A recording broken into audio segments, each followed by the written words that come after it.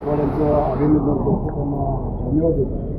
उल्हासनगरच्या विविध समस्यांबाबत कार्यकर्त्यांचं, पदाधिकाऱ्यांचं आयुक्तांच्या बैठकीतील सरासर चर्चेत आहे. त्याच्यावर तोडगाही निघाला. तोडगाही काढण्याचा सल्ला घेतला आणि त्या काय करू शकतात, प्रतिसादांनी काय करायचं त्यावर निर्देशसुद्धा दिले.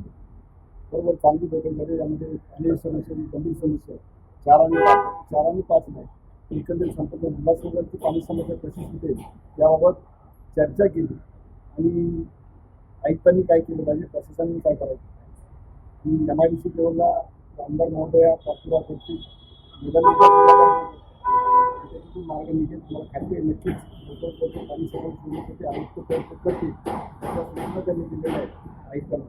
त्याचबरोबर जो उल्हासनगर महानगरपालिकेच्या आस्थापनेचा विषय वर्षानुवर्षे रखडलेला आहे, तर रिक्रुटमेंट रूल्स इकडलं पाठवले जातात, मंजूर होऊ देत नाही.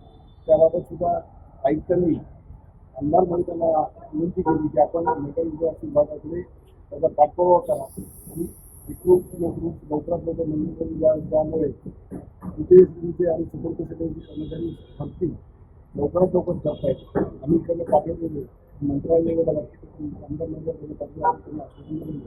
नगर विकास विभाग, MIDC आणि महापालिका परिषद एकत्रित सर्व काय म्हणजे आस्थापना असेल, पाणी पुरवठा असेल, त्याचबरोबर कचऱ्याची समस्या ही लोकांची निर्मिती आहे, त्याबाबत सुद्धा तोडगा लवकर करा. आणि बाकीची जे शासकीय निधी असतील त्यांनी टेंडर लवकरात लवकर बघून लोकांना त्याला पाठवायला अशा पद्धतीची सूचना आमदार म्हणून त्यांनी केलेली आहे. त्याचं पालन आयुक्त करतील याची मला खात्री आहे. लवकरात लवकर MIDC इंजिनियर्स, महापालिकेचे इंजिनियर्स आणि MSGPचे इंजिनियर्स यांची बैठक आमदार महोदय लावतात.